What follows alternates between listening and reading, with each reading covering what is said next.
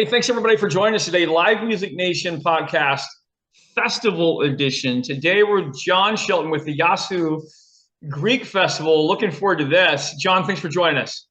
Thanks for having me. John, give us a little background on you. Where'd you grow up? Talk a little about your family and a little bit about your career. Yeah, so I grew up here in Charlotte, at the site of the Yiasou Greek Festival, and this has been an event that I've known of and I've been a part of, gosh, for the last 23 years. So I grew up in a Greek American family. My father not being Greek, but my mother being a first generation Greek American here in the Southeast. And our life was really based on the faith and the culture. So being Greek Orthodox is something that really has guided and directed my life. Career-wise, I always wanted something that could be of use to the community, of use to the people I get to be around. So through some different avenues and different paths and bumps and all of that, I just completed year one as the director of communication here at Holy Trinity Greek Orthodox Cathedral here in Charlotte, the home of the Greek Festival. And it's a great position, great career path, and a great place to work as well. That's awesome. Let's jump into the festival. For the people that have never been there, they're sitting in their cars, they're listening to this at the gym. Number one, they're going to want to know what it looks like. So that's going to be where it's at. When they get out of their car, what are they going to see? What does it smell like? We're talking food here. And three, what does it sound like? Entertainment, music, activities. Let's go with them. So the easiest way I can put it is it's the biggest block party in Charlotte. It is centered here at 600 East Boulevard in the center of the historic Dilworth neighborhood. We take up an entire city block, but it looks as if you're walking into some vibrant village in the middle of Greece, the way we decorated and the aesthetics of our facilities here.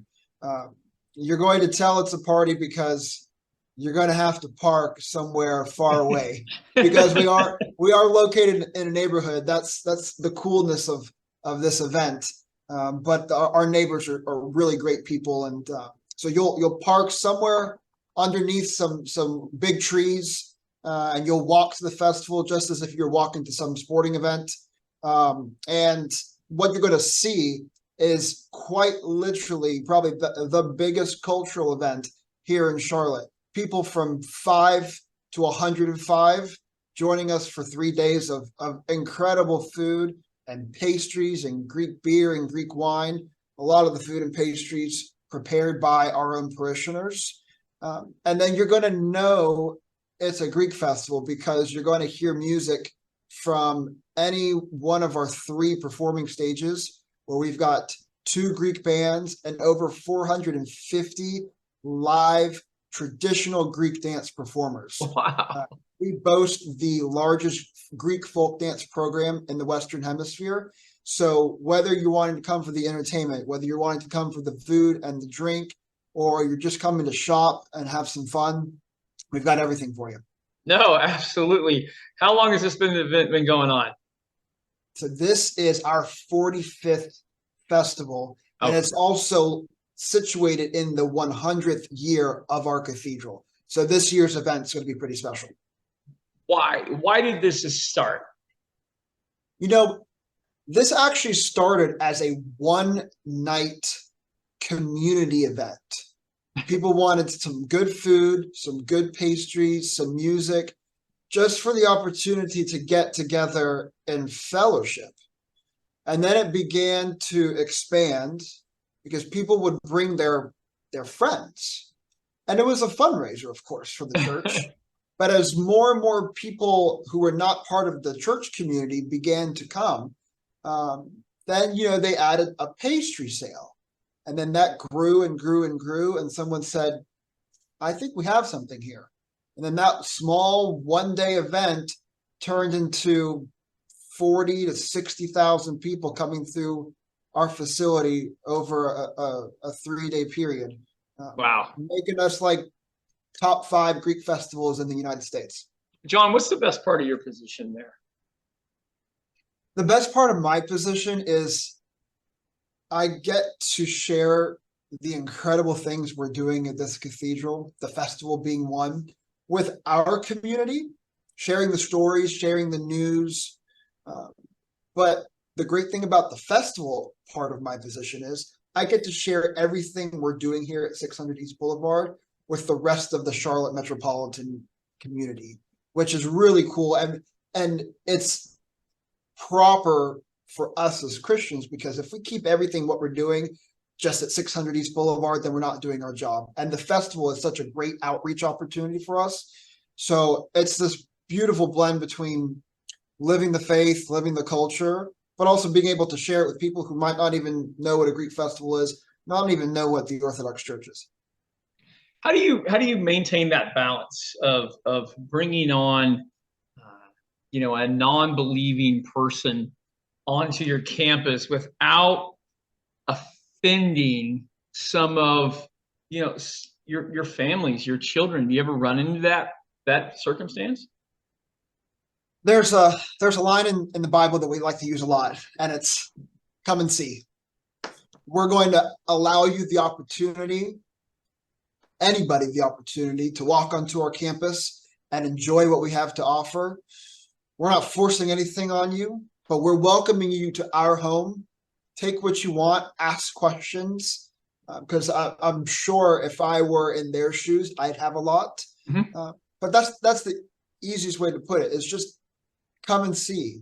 It might not be the flavor that you like, and that's perfectly okay. Some people only experience the Hellenic culture and Orthodoxy that one weekend of the year. Sure. But we've gotten a lot of people who have been exposed and then who have become members because of this festival. So come and enjoy, come and explore. If the church thing is not for you, we understand. We still welcome you. We still want you to come, because at the end of the day, the fellowship is what is really important to us, being a part of this city. Yeah, that connection is vital. Very good. Very good. John, a couple of fun questions that I always ask this because we tour the nation doing live music. So I always just like to get an idea. This is your personal preference. John, what's the best concert you've ever seen in your entire life? The best concert I've seen? Oh, that's a difficult question. I would have to say there was a singer, there was a Greek singer that came and did a U.S. tour. Okay. And his name was George Tsalikis, or Yorgos Tsalikis, who is a very well-known singer in Greece. And he's a fantastic singer, but he's an even better performer. And you always see these videos of these concerts in Greece that are they're totally different than the US. These people don't sing in arenas. They don't sing in stadiums for the most part. They're very intimate venues. So when we can bring that to the States and experience it, it's something unlike any other. And intimate, but with like a full band and an audio that will blow your ears out for a week. Very good. Very good. Dead or alive, you could bring one musical act to your town. Who would you bring? I think that's easy. Billy Joel. Billy Joel. That'd be great. No, that would be fantastic. That's awesome. That's very good. John, I've asked you some questions today. I've been a little selfish asking all the questions. This is a segment of the show. You get to ask me a question. What's a question you would ask me? If you had to pick any sport to be a professional athlete in, what would that sport be? Oh, gosh. That's a great question. And so I'm going to walk you through the steps here. When I was a youth, I wanted to play professional football, professional basketball. Looking at it now, I'd have to say from an enjoyment standpoint, it would absolutely be professional golf. Baseball would have really been at the top had I not got hurt and afraid of the baseball coming at me 100 miles an hour when I was 10 or 11 or 12. But if I look at it from a financial standpoint, man, baseball players, they play forever, and the money is unreal.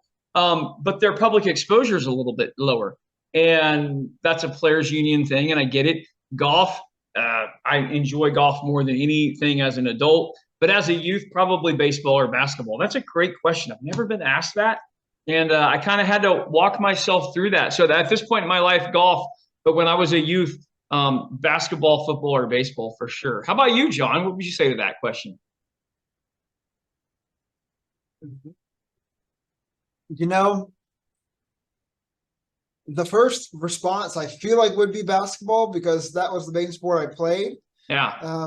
But then again, you bring up a really good point with golf just being something that guys are professionals until their 60s and 70s. And it's a sport that you can play just about anywhere in the country, in the world. Yeah. And it's an enjoyable sport to watch. It's an enjoyable sport to play. So I'm horrible at it. So if I had to pick, especially given the lack of skill, if I had to, I probably would select golf. There you go. That's perfect. That's perfect. John, how do people find out more about the Greek festival?